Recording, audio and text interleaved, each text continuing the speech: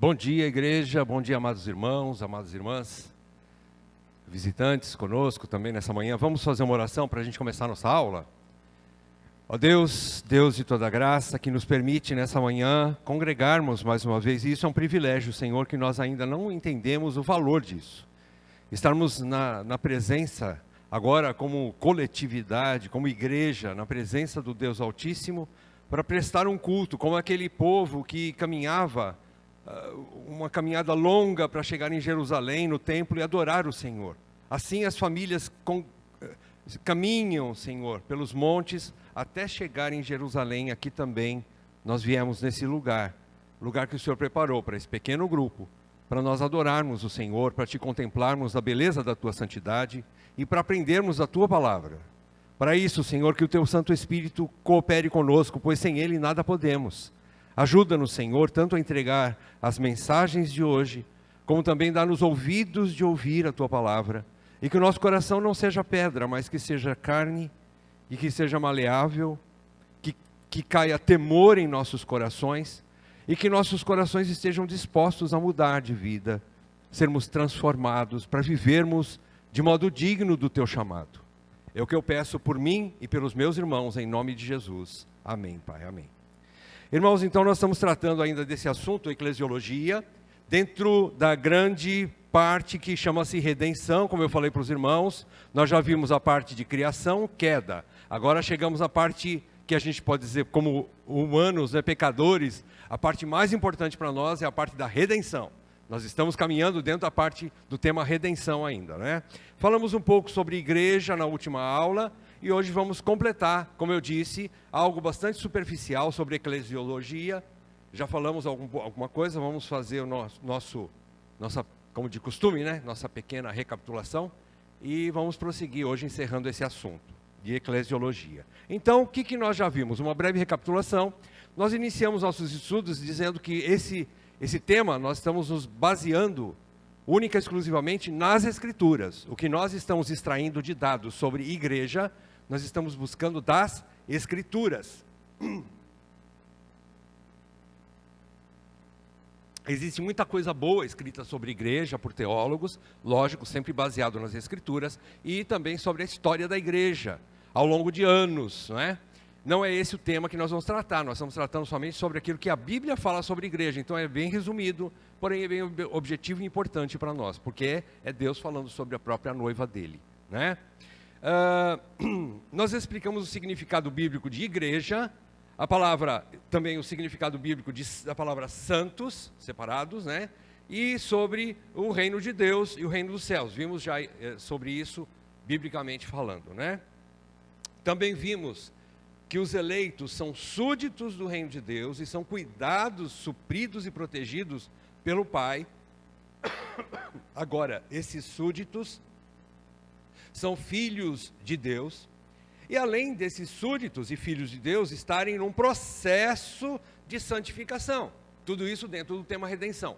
Santificação faz parte também do processo de redenção, e Romanos diz que nós um dia chegaremos à plena redenção, né? Então essa santificação também está dentro do processo, é Deus trabalhando em todos os filhos, para que todos os seus filhos sejam transformados e conformados ao caráter de Cristo, que é o varão perfeito, é o Filho de Deus, o Filho especial, o Filho único, o único que tem a exata expressão de Deus Pai. E nós estamos sendo trabalhados para chegar nessa expressão de Cristo, imitação de Cristo, com limitações. E começa tudo pelo arrependimento. Aí nós vimos os textos bíblicos, né? E também vimos que Jesus Cristo delegou autoridade à sua igreja sobre as portas do reino, bem como para ser a detentora da verdade, que é a palavra de Deus. Estou com um pouquinho a garganta irritada, mas vamos lá, vamos prosseguir. Especialmente no texto de 1 Timóteo, capítulo 3, versículos 14 e 15, a gente viu alguma coisa sobre a igreja militante. Essa igreja, como protetora do Evangelho e propagadora do Evangelho, como ela ela age, como ela se comporta no mundo. O que a igreja militante faz? Vamos ver alguma coisa sobre isso. Como diz lá em 1 Timóteo 3, que fala que a igreja, ela é a família de Deus, ela é a casa do Deus vivo, coluna e baluarte da verdade, ou seja, ela é a expressão, ou a detentora, melhor, da palavra de Deus, ela guarda a palavra de Deus, não quer dizer que ela é a criadora da palavra de Deus, ela existe por causa da palavra de Deus. Então a palavra de Deus é a base da igreja. Uma vez criada a igreja, por assim dizer, ela é a que detém a palavra. Mas nós não podemos dizer jamais que foi a igreja que inventou a palavra, ou que criou a Bíblia. Foi a palavra que fez com que a igreja viesse à luz, por conta é o próprio povo de Deus, não é? Então vamos lá. Eu gostaria que vocês pudessem ler para mim alguns textos bastante rapidamente, para que a gente possa avançar com rapidez. Temos um conteúdo um pouco extenso hoje. Então vamos lá. Quem poderia ler primeiro? Efésios, capítulo 4, de 11 a 16, bem alto, para que todos possamos acompanhar. Efésios 4, 11 a 16.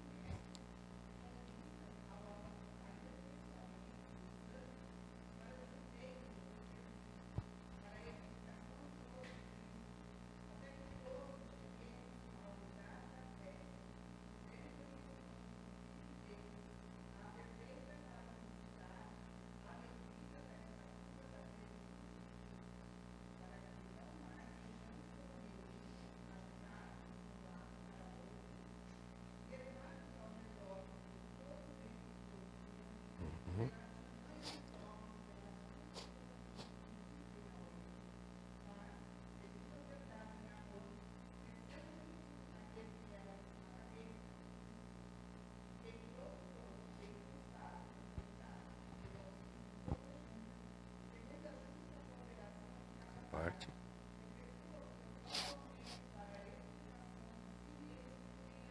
Isso, então o que você percebe aqui? Efésios é uma carta extremamente eclesiológica, ela é profundamente eclesiológica, ela traz informações sobre igreja que nenhuma outra carta traz. Então, ela está mostrando aqui que o processo, o meio, o método de Deus para a edificação dos seus filhos é através da igreja. A igreja, se você comparar lá em João 15, ele fala sobre, Jesus mesmo fala sobre uma videira. Aquela videira é a videira verdadeira que transmite vida aos seus galhos, os seus ramos, que somos nós, né? Nós. E esses galhos, os ramos, se alimentam e produzem frutos. Isso mostra crescimento, desenvolvimento. Então, da mesma forma, Deus levanta pessoas, são aqueles que são os instrutores dos membros de uma igreja, como diz aqui o texto, para que todos nós, Paulo diz que todos, não é somente presbítero, diácono ou professores que crescem no conhecimento de Deus e amadurecem. Não, todos têm que crescer. Não há lugar para deficientes espirituais na igreja do Senhor. Não há lugar, não há espaço para pessoas que ficam na imaturidade, na infância espiritual. Todos temos que crescer. Esse é o meio de Deus. Não tem outro jeito. Não tem. Deus levanta presbíteros, mestres da palavra, pastores que ensinam o povo para que eles cresçam. E eles também são úteis, servindo também com todo o auxílio, né, de todos os membros, como diz aí no fim do texto, para participar também do crescimento de outros irmãos que estão chegando, recém-chegados na igreja, recém-batizados, recém-convertidos, e vão aprendendo com os outros irmãos. Não é? É assim que funciona a vida da igreja. 1 Pedro 5, 1 a 3. Alguém lê bem alto e rápido, por favor?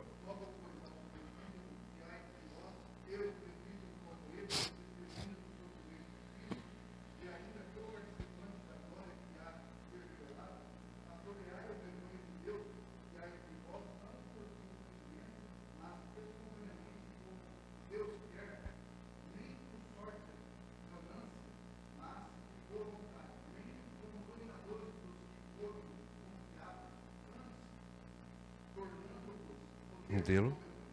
Exatamente. Perceberam? Queira eu, ou queira não, ou não queira, eu ou você, é através de presbíteros, é através de pastores, que Deus vai edificar a sua igreja. Se não tiverem líderes guiando a igreja, aquilo não é uma igreja. Existe a necessidade, assim como Deus sempre levantou Moisés, desde o primeiro grande líder como Moisés, e aí vem toda aquela quantidade de líderes, de profetas do Velho Testamento, apóstolos no Novo. A era apostólica acabou, mas os sucessores dos apóstolos são os presbíteros, e é através dos presbíteros que a igreja vai ser ensinada, e não só através de pregações e aulas, mas também da vida desses homens, através do exemplo, do modelo para o rebanho. Vocês perceberam? Então é assim. Você gosta ou não gosta, não interessa se você gosta ou não gosta, importa que Deus determinou. Se você não gosta, aí paciência, né? Vai tratar com Deus. Mas é a forma que Deus criou. Ok? Então, vamos lá, através de uma liderança plural, sempre plural, humana, tá bom? Igual eu, igual você. Falhos, pecadores, muitas vezes vão decepcionar, mas que vão ensinar também, através dos seus erros, o caminho do arrependimento. Homens que vão errar, mas eles vão se apresentar, vão andar na luz, vão se arrepender e vão mostrar para a igreja que há caminho para a graça de Deus. Que nós só estamos caminhando aqui por causa da graça de Deus. Porque não tem nenhum perfeitinho aqui não, não tem nenhum. Então, é comissionada e equipada por Deus essa liderança, que ensina e dá o exemplo, refuta o pecado. Eles têm a incumbência de pastorear o rebanho também, de corrigir, disciplinar membros em pecado. Tem que fazer isso para a pureza da igreja e a honra do nome de Cristo, o Senhor da igreja. Ele tem que tratar dos pecados dos membros também, né? E ele vai refutar também o erro e os falsos ensinos, o engano, né, por assim dizer, e os falsos ensinos e os falsos mestres, né? Existem apenas 2 ofícios, vocês sabem quais são, não é? Quais são os 2 ofícios? Vamos lá. Eu não posso gritar, você pode, vamos lá. De novo. Beleza, ótimo. Essa lição está aprendida. Presbíteros e diáconos, os 2 ofícios da igreja, tá bom? Continuando, quem lê para nós Efésios 3 e depois pula para o 18 e 19. Pode ler na sequência, por favor. Bem alto e rápido, né?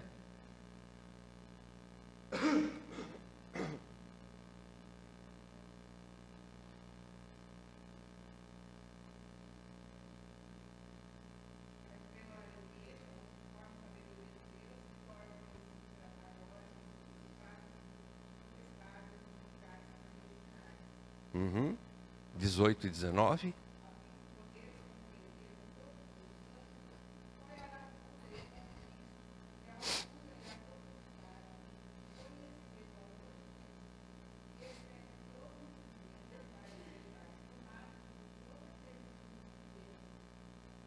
Vocês perceberam? A igreja, como diz no versículo 10, é pela igreja que a multiforme sabedoria de Deus é conhecida, se faz conhecida diante dos principados e potestades, dos inimigos, né, daqueles que são contra, e imagine então dos que são humanos, lógico que a humanidade, né? Aquelas pessoas que estão ao redor dos membros de uma igreja, percebem a sabedoria de Deus expressa através da vida desses membros de igreja. Não é só os oficiais que têm essa incumbência de viver a vida cristã, todo vapor, né? Cada membro tem a responsabilidade de expressar a vida de Cristo em suas vidas, né? E 18 e 19 diz que é com todos os santos que a gente vai conhecer as dimensões do amor de Cristo. Profundidade, altura, largura, né? Fala das dimensões do amor de Cristo, numa coletividade. Um presbítero ele pode expressar um pouquinho do amor de Cristo. O diácono mais um pouquinho. Mas os membros de uma igreja toda vão expressar na plenitude, ou vão expressar, por assim dizer, mais essa expressão, o conhecimento do amor de Cristo através dos seus dons, através do seu serviço, através da sua própria vida. E assim a gente vai conhecer não só o que o presbítero ensina e vive mas a coletividade, ela vai participar esse auxílio de todas as juntas e ligaduras. Isso chama-se militância, ou a igreja militante, né?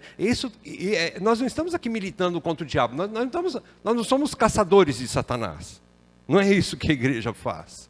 A igreja luta contra o próprio ego humano, contra o pecado, e a igreja tem a incumbência de pregar a santificação, para que todos cheguemos à maturidade. Esse é o alvo da docência cristã, do pastor, do presbítero que ensina. O alvo dele não é fazer você ficar rico, não é fazer você ter uma boa família, tudo redondinho, tudo certinho, embora seja muito bom essas coisas, não tem problema nenhum, são bênçãos, mas essas são bênçãos materiais, por assim dizer. As bênçãos espirituais e a bênção maior é o mestre ver você sendo transformado à imagem de Cristo, cada dia mais maduro, cada dia mais crescendo na graça do Senhor, deixando as coisas de menino, que o vento leva para lá e para cá. Aquele irmão, aquela irmã que vai crescendo, e uma vez que ele enfrenta o pecado, ele foge, ele sabe lutar contra os enganos do maligno.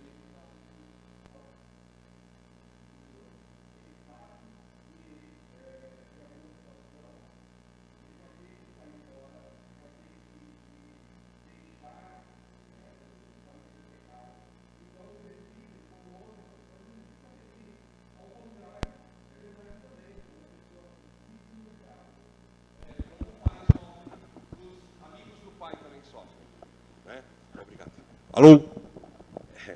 Aí o presbítero também se aborrece quando pessoas são cabeçudas e permanecem no caminho do pecado. Não é fácil, irmãos. Não é fácil. É como se fossem filhos, né? Aquele filho contumaz, como diz lá no Velho Testamento, né? Gente de coração duro, que enfrenta o Senhor, que permanece no pecado e nunca se arrepende, não volta para Cristo. Se aborrece. Como diz o pastor Paulo Júnior, né? A esposa dele dizia para ele: isso cansa, né? Você ensina, a pessoa tem 200 anos de caminhada e não muda, não cresce. Como isso cansa, né? Então é através da pregação fiel da Bíblia e do testemunho de vida dos membros, veja bem, aí já está falando a igreja expressa a multiforme sabedoria de Deus. Paulo diz em 18 e 19 do capítulo 3 de Efésios, que é através, com todos os santos, já não é mais só os presbíteros, mas com todos os santos nós vamos conhecer as maravilhas de Cristo, o amor de Cristo na sua plenitude, né? Em todas as dimensões, ok? Então é através da igreja, da pregação fiel dos membros também, homens e mulheres. É necessário o engajamento e envolvimento de todos dentro da igreja. É necessário que nós não só participemos aqui de corpo presente, mas a alma tem que estar presente também. O coração tem que ser desejoso de mudar. Aquilo que ele ouve, não importa se ele vai com a cara ou não do pregador, do professor, importa que ele está ouvindo Deus falando, ele não está ouvindo o homem. Ele precisa pegar aquilo para ele e dizer assim: eu quero que isso seja verdade na minha vida. Não importa o professor, às vezes a pessoa fica, eu já não gosto de ouvir esse cara, aí bloqueia o ensino, né? Perde a melhor parte da festa, né? Porque deixa de ouvir as verdades de Deus por causa que ele não vai com a cara da pessoa que está falando. Que infantilidade. Cansa, né? Vamos lá. Portanto, Deus determinou a instituição de igrejas locais. Nós estamos falando de igrejas locais, igrejas que estão caminhando. São aquilo que a gente pode dizer assim, coisas palpáveis, né? A igreja triunfante, ou seja, aquela universal que estará na glória, a única igreja do Senhor, a noiva de Cristo, aquela que já está sem mácula, nem ruga, nem coisa semelhante, essa ainda está lá no futuro. Mas hoje nós temos as igrejas locais, os pequenos rebanhos como esse aqui, muitos espalhados dentro de uma cidade, onde Deus está falando através dos seus líderes para a edificação dessa igreja. Então portanto, Deus determinou a instituição de igrejas locais, utilizando o método de governo presbiteral e diaconal. Os diáconos auxiliam os presbíteros para que eles tenham a cabeça limpa, ou pelo menos o coração limpo, para poder pregar, para poder ensinar, para poder estudar muito e pregar. Os diáconos servem como um amortecedor da igreja para deixar os presbíteros tranquilos para preparar aulas, para ensino. Esse é o alvo do presbítero, ensino. E a instituição de diáconos, que vem depois dos presbíteros, por quê? Porque os apóstolos, lá no capítulo 6 de Atos, já eram presbíteros. Vocês sabiam disso? Eles já eram presbíteros, né? Eram líderes da igreja. Então, a instituição do diaconato era para auxiliar os presbíteros a continuarem o quê? O ensino, fazendo discípulos para Cristo, o ensino da palavra, possibilitando fazer discípulos para Cristo, além do ensino e pastoreamento por meio de homens comissionados por Deus. É por meio de homens comissionados por Deus. É assim que funciona a igreja. Muitas informações você encontra aí fora sobre a igreja. Se ela não tem essa base bíblica, joga fora. Não vá atrás de outras coisas sobre a igreja, a não ser que tenha base bíblica. Eclesiologia verdadeira é eclesiologia bíblica. Você sabe o que é eclesiologia, né? Eclésia, igreja. Logos, estudo. Então é uma palavra de estudo sobre igreja, eclesiologia. Ok? Vamos lá, avançando. Vamos falar um pouco sobre doutrinação. O que é doutrinação? Doutrinação é o processo de incutir ideias, atitudes, estratégias cognitivas, né, na mente das pessoas, ou uma metodologia profissional. Muitas vezes é distinta da educação, essa doutrinação é distinta, é diferente da educação. Por quê? Pelo fato de que se espera que o doutrinado não questione e nem analise criticamente a doutrina que está sendo ensinada. É aquilo que popularmente se chama de lavagem cerebral. Aquilo que fala sobre lavagem cerebral. O ensino da igreja não faz isso. O ensino da igreja põe a sua cabeça para funcionar. O ensino da igreja deixa que o senso crítico da pessoa seja permeada pelo Espírito Santo, mas ela mesma vai ter consciência do que Deus está falando para ela. Deus não nos faz como marionetes, mas Ele muda, Ele abre os nossos olhos para a verdade. É ao contrário, muita gente fala que a igreja acaba doutrinando pessoas, acaba fazendo lavagem cerebral na cabeça dos outros. Isso é mentira, é ao contrário. Por quê? Vamos lá. O diabo foi o primeiro doutrinador. Nós nascemos em Adão, com uma alma doutrinada por Satanás. O que ela está, a nossa alma, a nossa mente está presa pela escrava a nossa alma é escrava do pecado. Nós estamos com os olhos fechados para a verdade. É aqui que o pessoal inverte a situação e diz que a igreja doutrina. Não, a igreja faz você abrir os olhos para a verdade. A igreja mostra para você o que é a verdade, enquanto você estava morto nos delitos e pecados, sem enxergar nada sobre a vida, sobre Deus e sobre o mundo, e sobre você mesmo. Quando a gente não é convertido, a gente está bem, porque a gente acha que está tudo certo assim mesmo, e olha para os crentes e fala assim, ó, tontos, né? Eles ficam aí se privando de muitas coisas aí. Tonto é você que não sabe a verdade. Que não abriu os olhos ainda, que não conheceu o Senhor. Não conheceu a verdade das Escrituras. Né? Então o diabo, ele é o primeiro doutrinador, inculcando no homem a ideia de um Deus mentiroso, mau e egoísta. O que o diabo fez lá no Éden com Eva, e Eva fez no sentido, passou para Adão? Ele enganou. Ele falou assim, Deus é mentiroso porque você não vai morrer. Ele disse que você vai morrer, mas você não vai morrer não. Ele disse que Deus é mentiroso. Ele diz que Deus é mau, por quê? Porque se você deixar de comer aquela fruta, você vai deixar de desfrutar. Porque aquela fruta vai fazer de você, Eva, uma deusa. Você vai ser semelhante a Deus. Era verdade isso? Não. O que aconteceu com ela? Entrou a morte. Ela que era uma vida, e que tinha vida eterna, passou a ter a morte, porque o salário do pecado é a morte. E fala que Deus É egoísta, só ele quer ser Deus. Você, Eva, também pode ser Deus. Adão, você pode ser Deus. Então o que o diabo fez? Ele doutrinou, ele prendeu, aprisionou a mente de Eva e de Adão ao pecado. E isso passou para toda a humanidade. Todos nós nascemos com a mesma doença de Eva e de Adão. Ele conseguiu alienar, o diabo conseguiu alienar a consciência humana contra Deus. É o que diz lá em Tiago 1,14. Vamos ler lá rapidamente? Quem leu, quem achou pode ler? Tiago 1,14. Estamos chegando quase no fim do nosso tempo.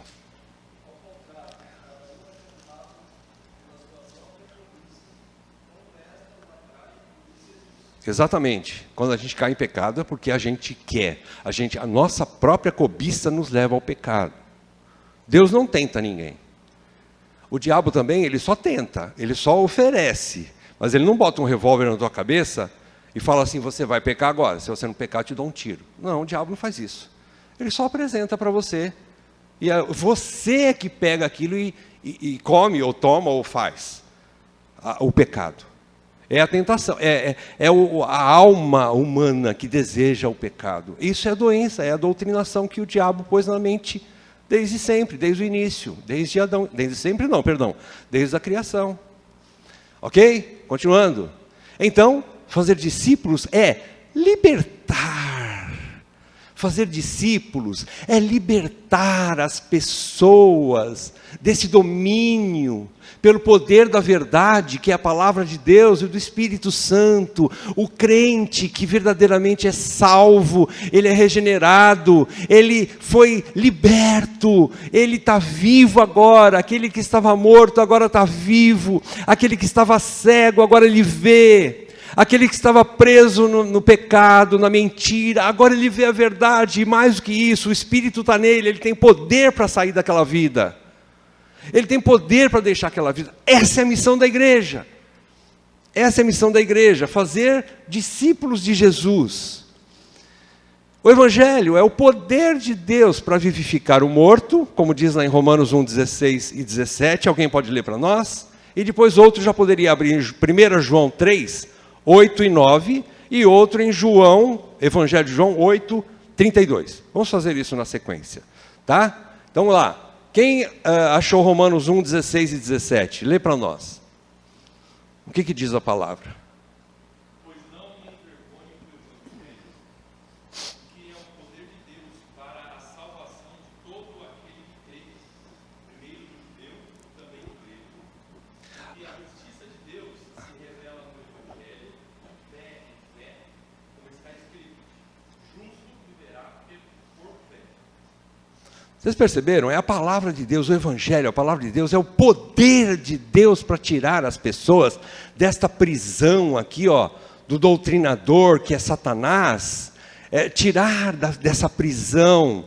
É aquilo que Paulo fala aos Colossenses, é transportar as pessoas do império das trevas para o reino do Filho de Deus, o reino da luz, o reino de Jesus Cristo. É tirar, então é libertar, né, as pessoas. O Evangelho, ele vivifica, né, ele é o poder de Deus, e só a igreja tem esse poder nas mãos. Ela é a detentora, como diz lá, já falamos, a base de tudo isso que nós estamos falando é 1 Timóteo 3, 1 Timóteo 3, eu não me lembro agora, 14 a 16, é isso? 14 e 15, né? Que fala que ela é a coluna e baluarte da verdade, ela é a detentora da verdade, é através da igreja que Deus está fazendo novos discípulos, é através da igreja, da pregação da palavra, dos membros de igreja, que agora são cheios da palavra, cheios do Espírito, e vão levar esse poder para fora da igreja, e vão conversar com pessoas, e vão pregar o arrependimento, vão pregar o Evangelho, e vão mostrar o caminho. É através dos membros da igreja que Deus está tirando gente da morte espiritual e vivificando. É através da minha vida e da sua vida, meu irmão, minha irmã, que Deus está fazendo isso, que somos membros de igreja, que estamos ligados à videira verdadeira, que estamos gerando frutos. Senão Deus não vai usar você. Que fruto você tem para passar se nós não estamos ligados à videira verdadeira? Você não é membro de igreja efetivo. Você vai passar o que para os outros? Que vida que você tem para passar? Qual é o evangelho que você vai pregar? Você não tem nem para você. Segundo ponto, para destruir a doutrina diabólica do pecado, 1 João 3, 8 e 9. Alguém achou?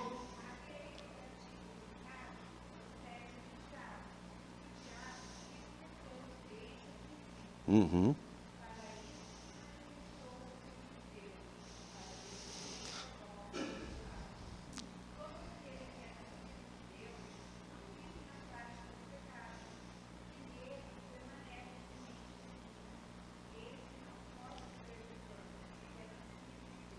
Exatamente. O crente verdadeiro não vive em pecado. Isso não significa que, vez por outra, ele não cai em pecado. Às vezes acontece. Mas o que o Filho de Deus faz quando ele cai em pecado? Ele se arrepende.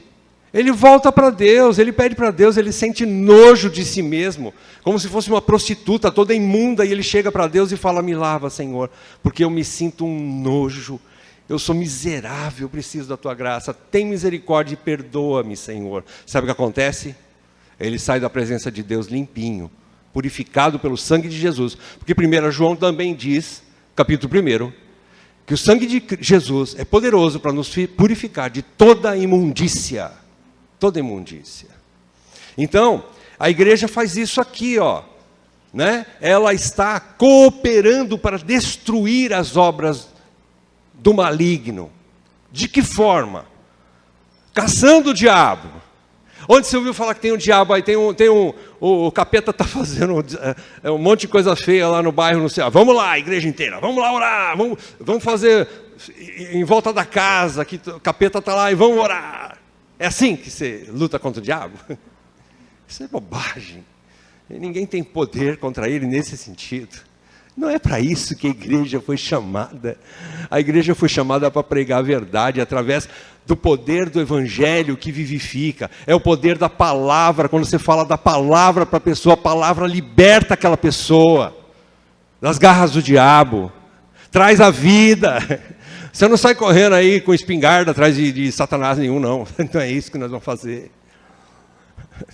A coisa mais ridícula que a gente vê é crente, gente que se diz crente evangélico querendo expulsar demônio. Ele se manifesta? Manifesta. Mas nas igrejas cheias da graça de Deus, é tão raro isso acontecer que talvez nunca aconteça. Porque onde há a presença do Espírito, não há como o servo, o cachorro de Deus, como diz Martinho Lutero, entrar. Ele pode até estar no meio, mas ele não vai se manifestar, a não ser que Deus permita. Por alguma situação muito especial. Mas geralmente quando se prega o evangelho verdadeiro, onde todas as pessoas são cheias do Espírito, estão com desejo mesmo de crescer na graça, Deus não permite que isso aconteça. Porque não há necessidade disso. Porque eles já estão no caminho que Deus quer, que é o caminho de crescimento, para que eles sejam parecidos com Cristo. Deus não precisa mandar vara sobre os filhos obedientes. Você faz isso com teu filho? Quando teu filho está no caminho da obediência, de vez em quando você fala: olha, faz tanto tempo ele está obedecendo tanto, está na hora de dar umas varadinhas. Você faz isso? Só se você for louco da cabeça, débil mental, né? Aí você vai usar a varinha num filho obediente. Deus faz isso? Não, ele só usa Satanás para disciplinar a igreja, quando a igreja está com algum caminho fora. Ele não vai usar a vara dele à toa. Ele não perde tempo com isso. Deus não perde tempo com bobagem. Tem muita coisa para fazer na vida. Deus sabe, nosso tempo, Ele mesmo nos ensina que nós temos que remir o tempo. A coisa mais importante que a igreja faz é sentar e ouvir a palavra de Deus, a pregação da palavra de Deus. Adorar o Senhor, ouvindo o que Deus fala à igreja, o que o Espírito fala à igreja. Esse é o caminho. Quando tem muita manifestação diabólica é porque Deus nem está presente ali. O Espírito nem está ali. Né? Vamos continuar. Libertar a consciência através da verdade. João 8,32. Aí todo mundo conhece, né? Até o Bolsonaro conhece, desculpa falar. E conhecereis a verdade. Né? Então, É a verdade que liberta, queridos. É a verdade que chama-se Palavra de Deus. É ela que liberta, é ela que dá vida. Vamos fechar. Para encerrar, Mateus 5, 14 a 16. Alguém pode abrir rapidamente, por favor? Mateus, capítulo 5, 14 a 16. 9 e 7.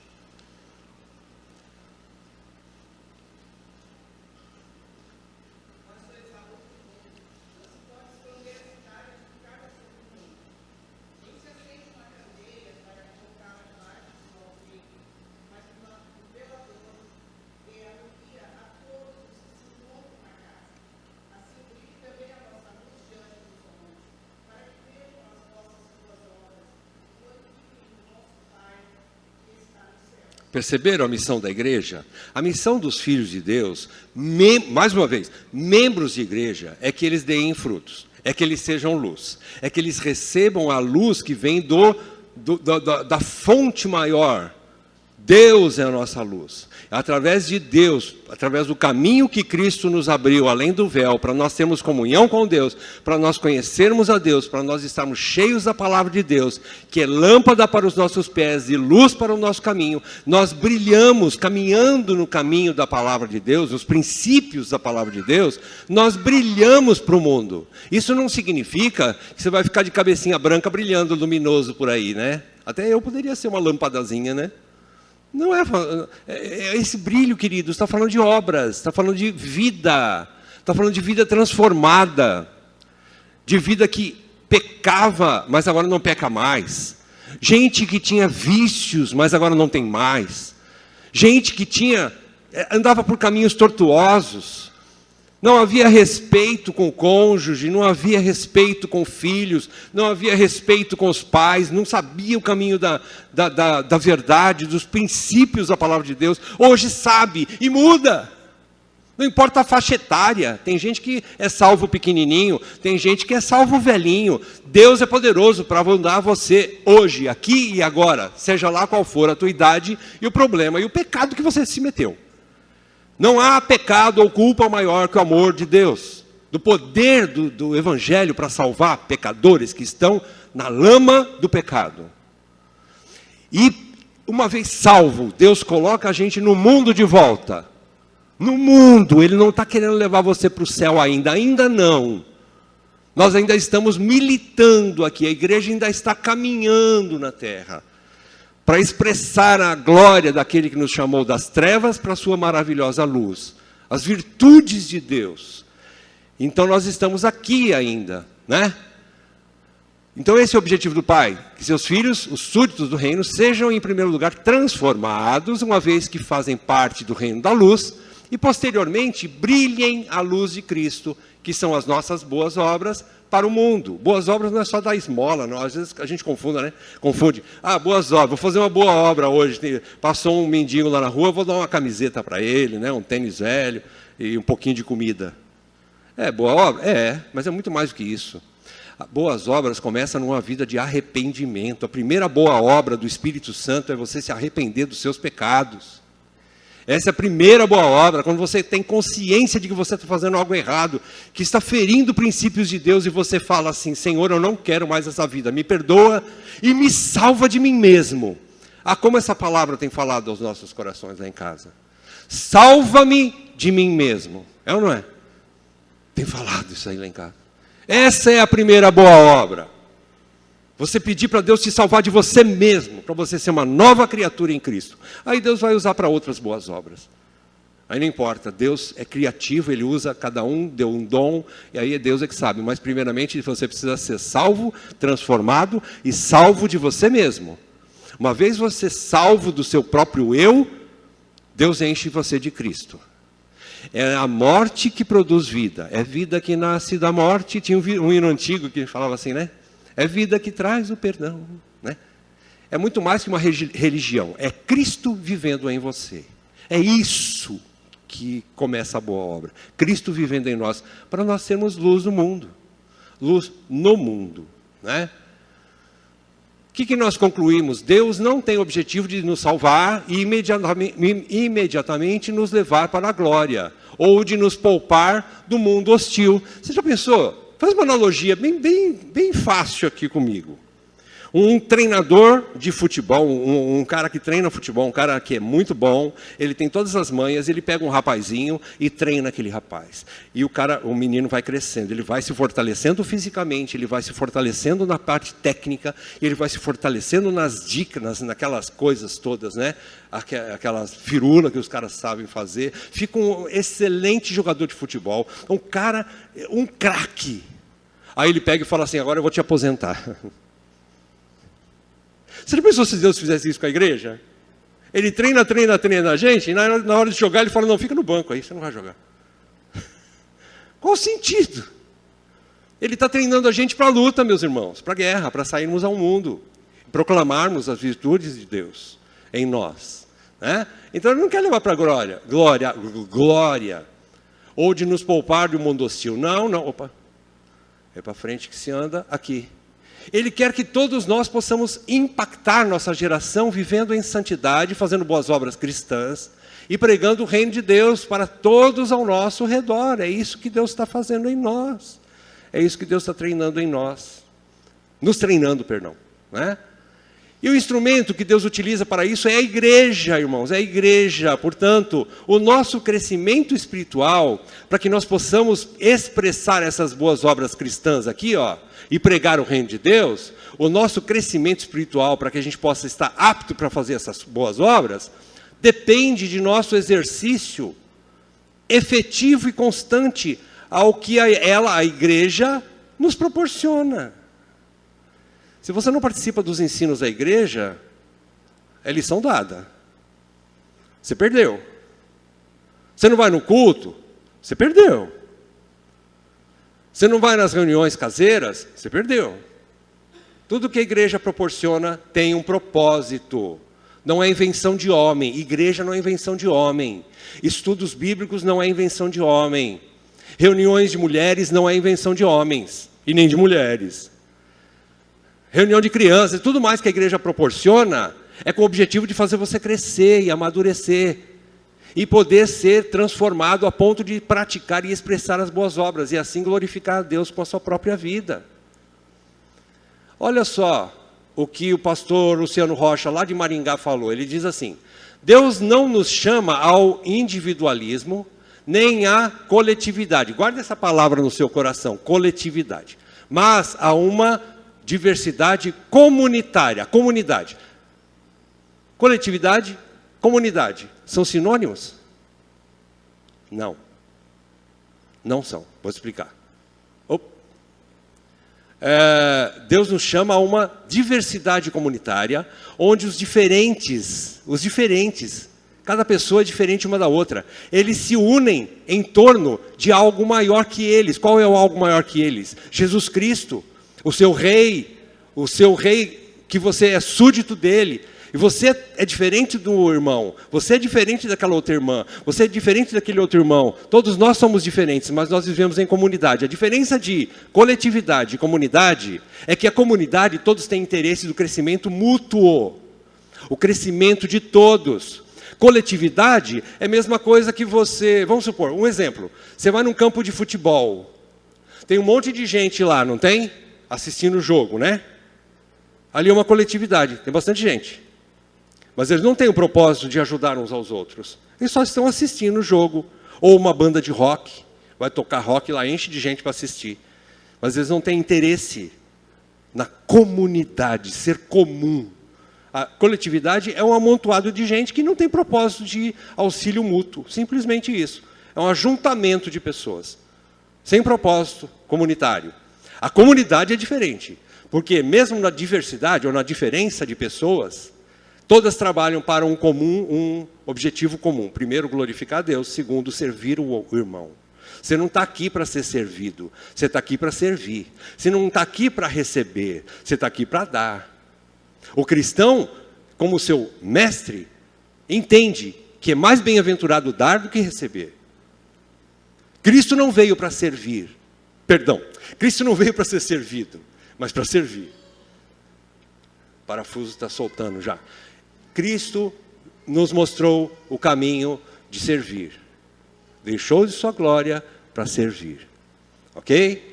última frase terminando. A tarefa da igreja não é continuar inventando novos evangelhos, nem inventando novas teologias, nem inventando novas modalidades e novos cristianismos, mas antes a igreja tem o objetivo de ser uma guardiã fiel do único evangelho eterno.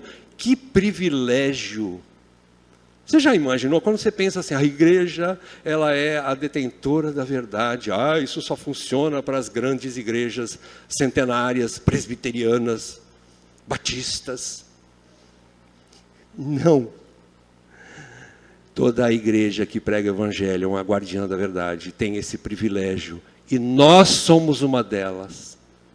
Entenda você ou não, queira você ou não interessa. Deus tem levantado um povinho aqui, para fazer isso aqui. Vocês sabiam disso? Eu louvo a Deus por isso. Vamos orar? Senhor Deus, muito obrigado, Pai, pela Tua palavra, que essas verdades estejam aquecendo os nossos corações para servirmos, para nós estarmos disponíveis ao serviço cristão, à edificação mútua, a estarmos nos dando aos nossos irmãos e servindo de apoio aos nossos líderes, porque eles precisam também da nossa ajuda. Que nós possamos ser essas pessoas que não são empecilho, mas são auxílio. Auxílio. Nós queremos ser auxílio para a Tua igreja. Assim pedimos em nome de Jesus. Amém, Pai. Amém.